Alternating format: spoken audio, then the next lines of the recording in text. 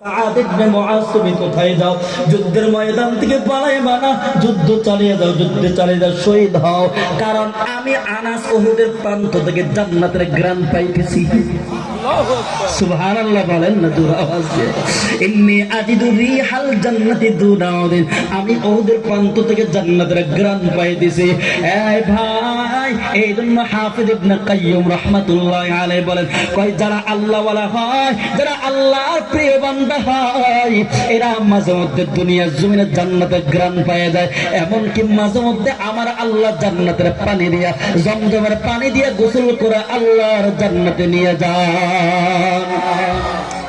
এই জন্য যখন যুদ্ধের ময়দান, যুদ্ধ শেষ, সাহাবায়ে কেরাম রাদিয়াল্লাহু তাআলা আনহুদের জীবিত সাহাবায়ে কেরামদেরকে বলে, এই সাহাবারা শুনো, আমার যে সাহাবীরা শহীদ হয়েছে সবগুলো লাশ একসাথে আল্লাহ নবীর আদেশে জীবিত সাহাবায়ে কেরাম সবগুলো লাশ একসাথে করেছে।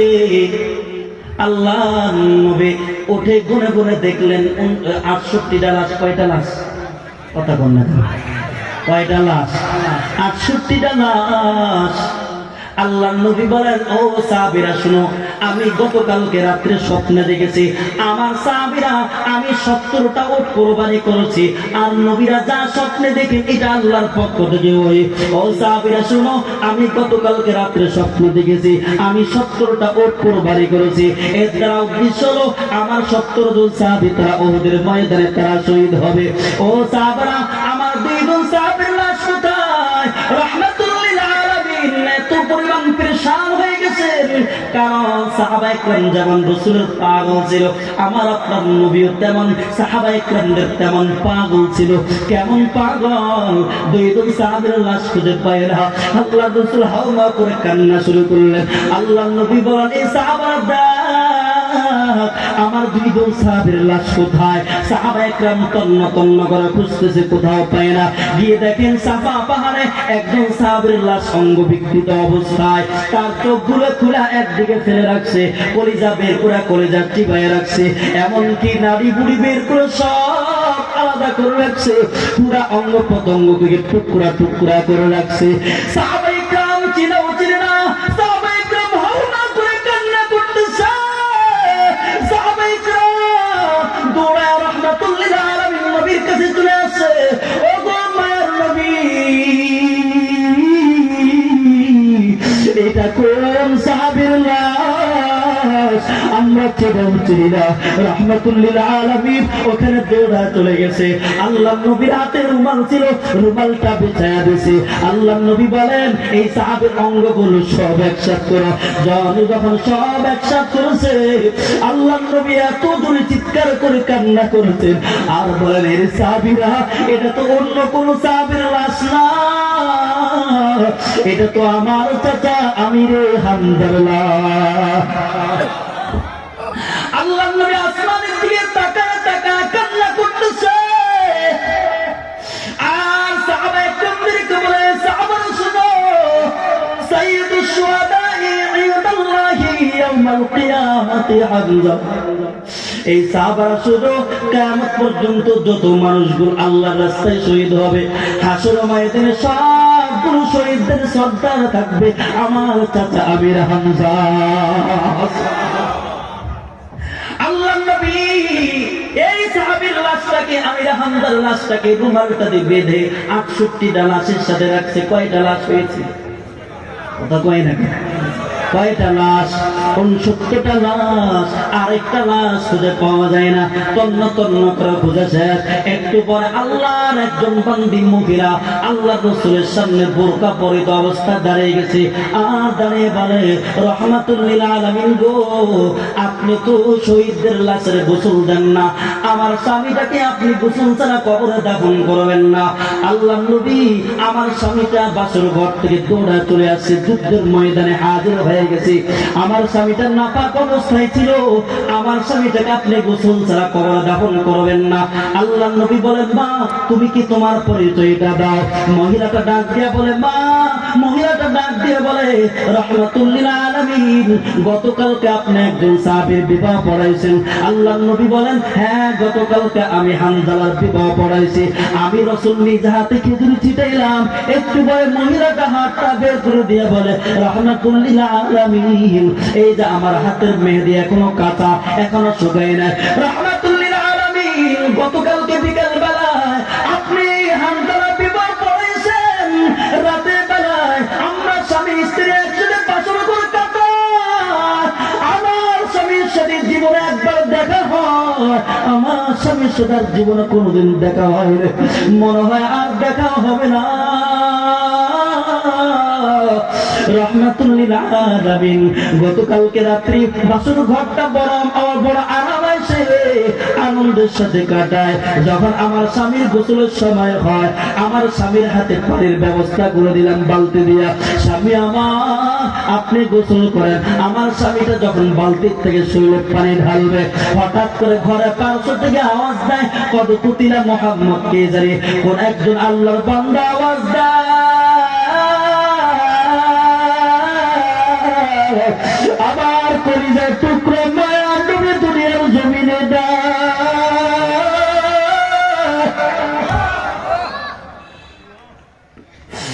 আমার স্বামী কথা শুনে আর শরীরে পানি ঢালে না।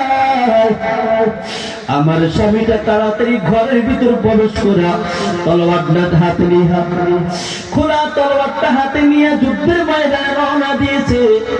আমি বললাম, স্বামী আমার, গোসলটা করে যাক।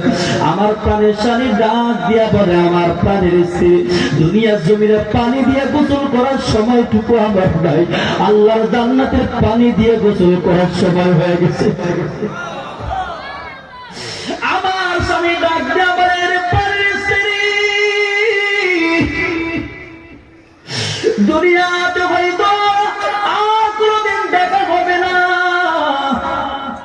ও আমার প্রাণের স্ত্রী, শুধু যেই জমিনে আমার নবী নাই, এই জমিনে হানজালাও থাকতে পারে না। আমার স্বামী এই কথা বলা আমার থেকে বিদায় নিয়ে যুদ্ধের ময়দানে রওনা দিয়েছে। আমার স্বামীটাকে আমি তন্ন তন্ন করে খুঁজলাম, কোথাও পাই না। আল্লাহর নবী কথা শোনা চোজোর ধারায় চোখের পানি ছেড়ে ছেড়ে কান্না করে বলতেছে, এই সাহাবায়ে কেরাম, আমার হানজালার লাশ কোথায়? সাহাবীরা সাহাবায়ে কেরাম পুরো ময়দানে তন্ন তন্ন করে খুঁজা শেষ, কোথাও পাই না। একটু বড় কিছু সাহাবায়ে কেরাম দৌড়ে চলে আসছে। নবী আমার, ওই যে হানজালার লাশটা পাওয়া গেছে। আল্লাহর নবী গিয়ে দেখেন হানজালাকে খাটিয়াত করে কাফন পরিহিত অবস্থায় ওদের ময়দানে আনা হয়েছে। আল্লাহর নবী দৌড়ায় চলে গেছে। মায়ার নবী মাথার দিক থেকে কাফনটা গুলো হাত বাঁধায়, ভিতরে হাত বাঁধতে বাড়ায় দেয়।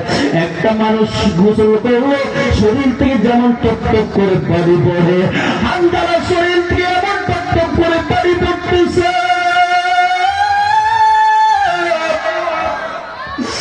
মায়ার নবী চোখের পানি ছেড়ে ছেড়ে কান্না করেছে। মায়ার নবী আশ্চর্য হয়ে গেছে। মায়ার নবী কাপড়টা মাথার দিক থেকে বন্ধ করা। একটু পরে আজরে জিবরিল আমিন হাজির।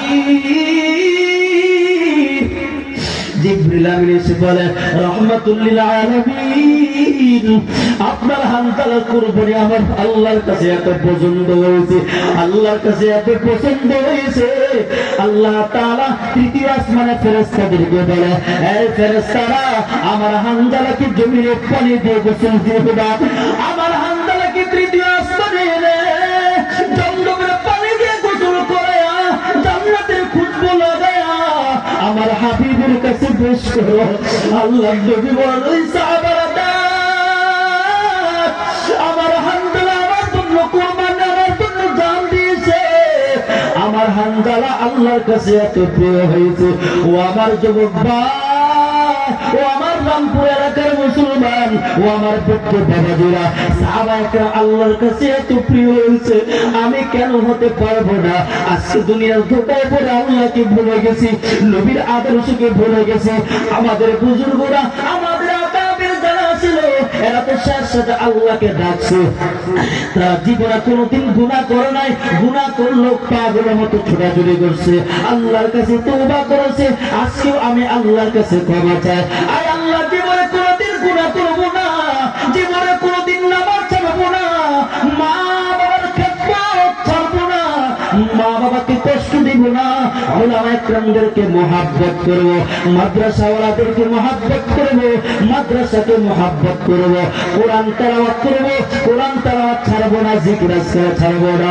আল্লাহর নবী বলেন, ইদা উদিয়াল মাইয়িতু ফি কবরিহি জাআল কুরআন ইনদা রাসি ওয়াজ যাকাতু আন ইয়ামিনি ওয়া সাওমু রামাযান আন শিমালি ওয়াস সাদাকাতু ওয়াস সালাতু ওয়াল ইহসান ইলান নাসি ইনদা রিজলাই।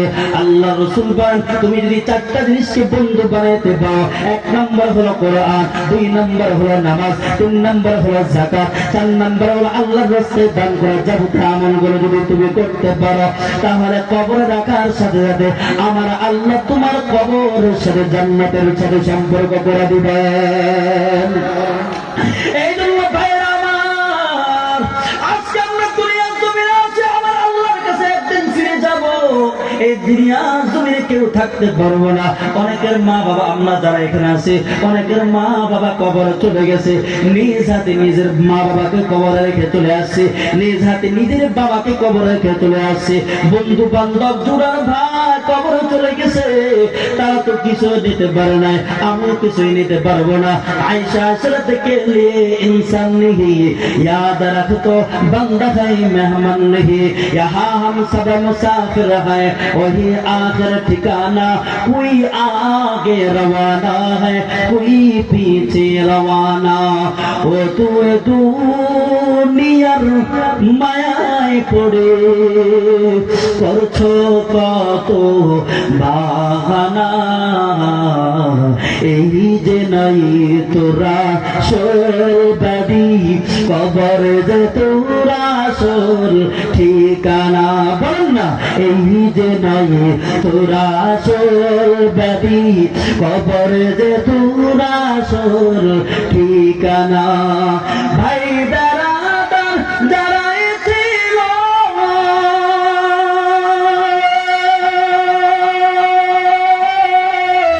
একই একে সব হারালো, পূর্বপুরুষ যারা ছিল,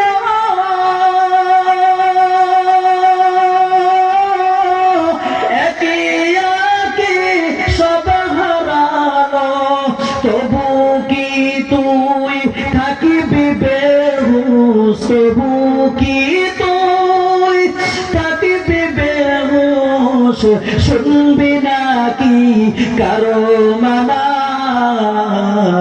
এই যে দহি তোরা সোর বাড়ি, কবর যে তোরা সোর ঠিকানা। কবরেতে তোমায় রেখে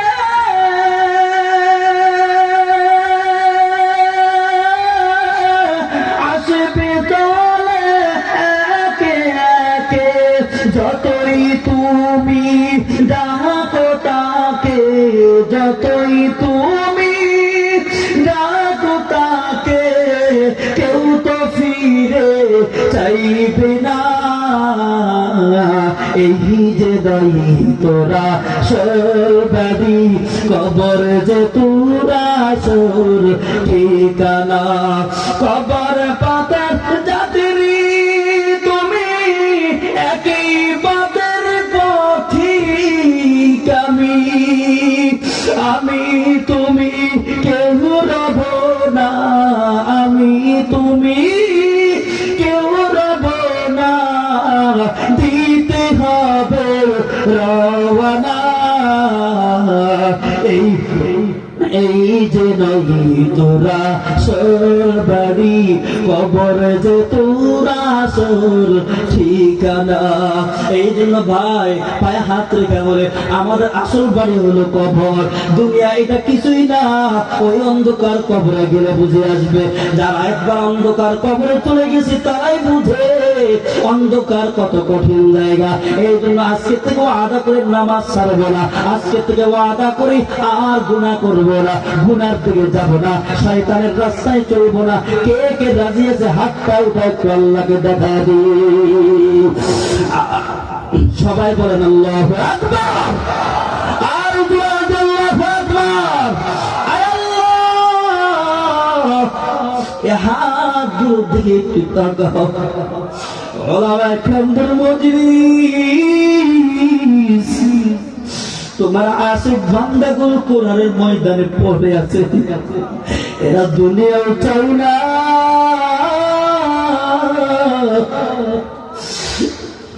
দুনিয়া চাই না, খাবারের জন্য আসে না। আয় আল্লাহ, সব এগুলো তোমার পাগল। আল্লাহু আকবার। আয় আল্লাহ, এখানে জানি না কার মানা,